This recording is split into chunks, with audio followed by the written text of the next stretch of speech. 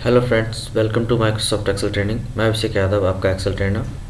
आज की सेशन में हम माइक्रोसॉफ्ट ऑफिस एक्सेल में सबसे ज़्यादा यूज होने वाले टैब होम टैब के बारे में सीखेंगे। तो चलिए स्टार्ट करते हैं। होम टैब में आपको सबसे पहले मिलता है क्लिपबोर्ड। क्लिपबोर्ड में आपके 4 टूल होते हैं। एक होता है आपका cut, copy, paste, format, painter. चारों को समझते हैं क्या है चारों। तो इनको समझने के लिए हम यहाँ पे एक नाम लिखते हैं किसी भी सेल में। मैं आपको A1 सेल में एक नाम लिख लेता हूँ, राम। ठीक है, मैं इस राम को सेलेक्ट करता हूँ तो यहाँ पे आपकी ये सेल हाईलाइट हो चुका है। यहाँ पे सबसे पहले आपको दिख रहा है कॉपी, ठीक है, सॉरी कट दिख रहा है।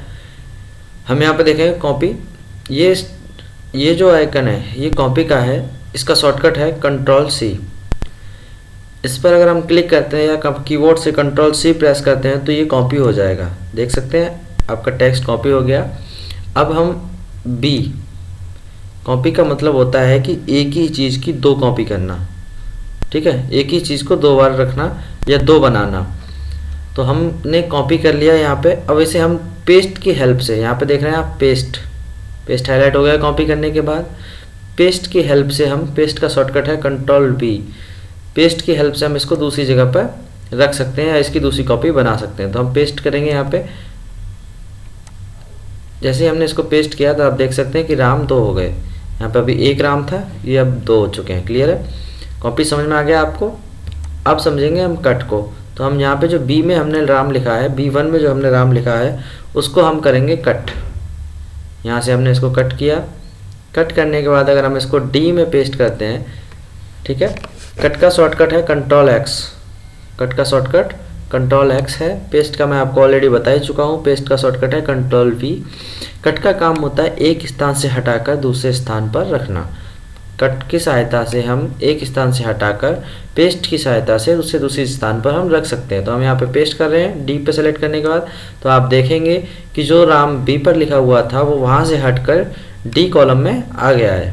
क्लियर है यहाँ तक। इसके बाद आता है आपका फॉर्मेट पेंटर। फॉर्मेट पेंटर क्या करता है कि आपने किसी भी टेक्स्ट पे अगर कोई फॉर्मेटिंग कर रखी है तो फॉर्मेटिंग को कॉपी करता है दूसरे टेक्स्ट पर।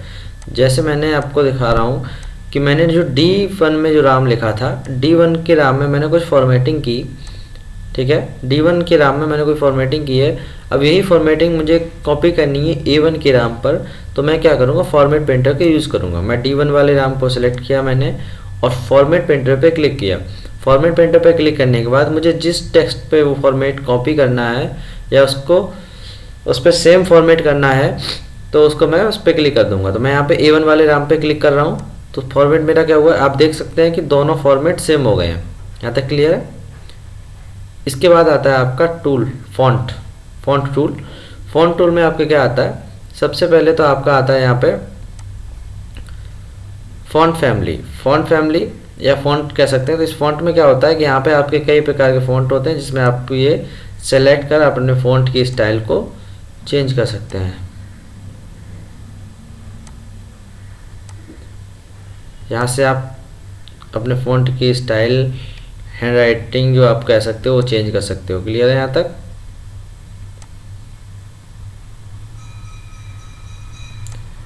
ये समझ में आ गया। यहाँ पे हम राइटिंग चेंज कर रहे हैं। इसके बाद आता है फॉन्ट साइज। फॉन्ट साइज से क्या होता है कि हम डायरेक्ट अपने फॉन्ट का साइज बढ़ा सकते हैं। मुझे 72 करना था, डायरेक्ट मैंने ये इतना साइज बढ़ा दिया। 22, 20 जितना हमें करना वो हम डायरेक्ट फॉन्ट का साइज बढ़ा और घटा सकते हैं फॉन्ट साइज से। क्लियर है यहाँ तक।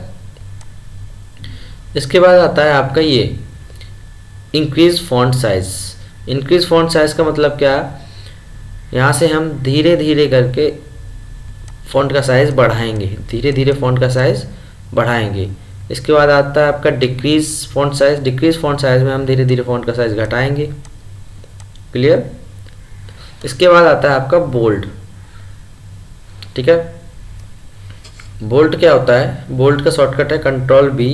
बोल्ड जो आपके टेक्स्ट को बोल्ड करता है, गाढ़ा करता है या डार्क करता है, ये आपका बोल्ड हो गया। आप देख सकते हैं मैं बोल्ड कर रहा हूँ इसको, इसमें कुछ चेंजेस हो रहे हैं। क्लियर है यहाँ तक।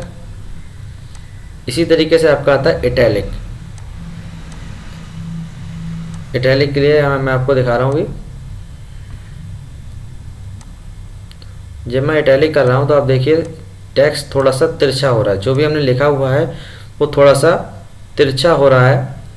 क्लियर। इसके बाद आता है आपका अंडरलाइन।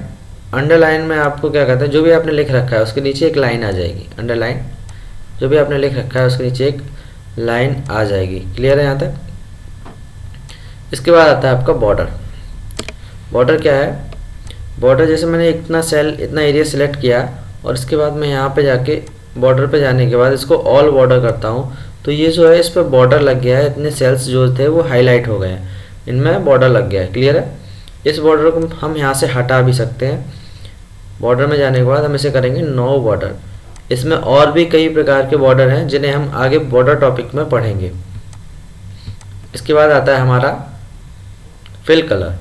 फिल कलर में क्या होता है, जो हमने सेल सेलेक्ट कर रखा है उसके अंदर हम कोई भी सेल में कोई भी कलर फिल कर सकते हैं। यहाँ से जो भी कलर दे रखे हैं इनमें से हम कोई भी कलर सेल के अंदर फिल कर सकते हैं। देखिए मैंने इसको फिल किया है, ये चीज़ आपको समझ में आ रही है। इसके बाद हम आगे बढ़ेंगे। आगे आता है हमारा फॉन्ट कलर। फॉन्ट कलर में क्या होता है कि जैसे हमने कोई चीज़ लिखी, यहाँ पे हमने यहाँ पे अभी लिखा। अब अगर हम यहाँ से अभी का कलर चेंज करना चाहें, अभी कैसा लिखा हुआ है, अभी ब्लैक कलर में लिखा हुआ है, हम चाहें तो इसे रेड कलर कर सकते हैं, हम चाहेंगे तो यहाँ से इसे येलो में चेंज कर सकते हैं।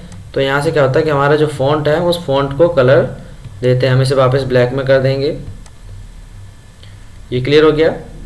इसके बाद आता है हमारा अलाइनमेंट। अलाइनमेंट में क्या होता है कि हम इसको टेक्स्ट को यहाँ से लेफ़्ट साइड में कर सकते हैं। लेफ़्ट अलाइनमेंट है ये हमारा। इसके लिए मैं आपको क्या दिखाता हूँ कुछ चीज़। मैंने ये एरिया सेलेक्ट किया इतना, यहाँ पे मैंने इसके अंदर मैंने लिखा है अभी, और इसका साइज हम थोड़ा सा बढ़ाएंगे।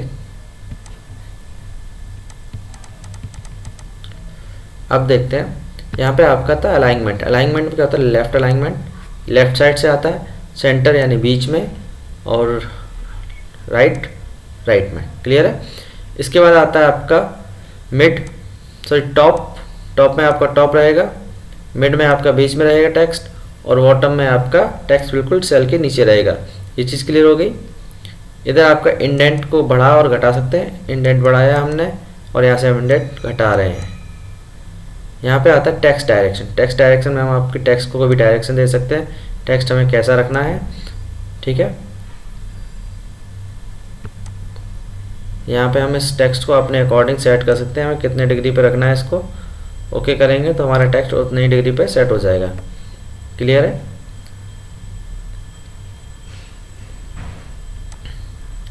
इसके बाद आता है मर्ज and centre. Merge and centre क्या होता है, जैसे मैंने अभी ये जो सेल है, ये सेल है, काफ़ी सेल्स हैं, इनको एक साथ मैंने सेलेक्ट कर लिया। सेलेक्ट करने के बाद अगर मैं मर्ज एंड सेंटर करूँगा तो ये सेल जो है वो एक सेल बन जाएंगे। वो सारे सेल क्या हुए, एक सेल बन गए। अब एक सेल में मैं यहाँ पे कोई भी चीज़ लिखता हूँ तो वो मेरी क्या लिखेगी, सेंटर में लिखा जाएगा। आप देख रहे हैं सेंटर में लिख रहा है, तो ये होता है मर्ज एंड सेंटर। वापस अगर हम इसी को मर्ज एंड सेंटर पे क्लिक करेंगे तो ये सेल नॉर्मल हो जाएंगे जैसे थे। क्लियर।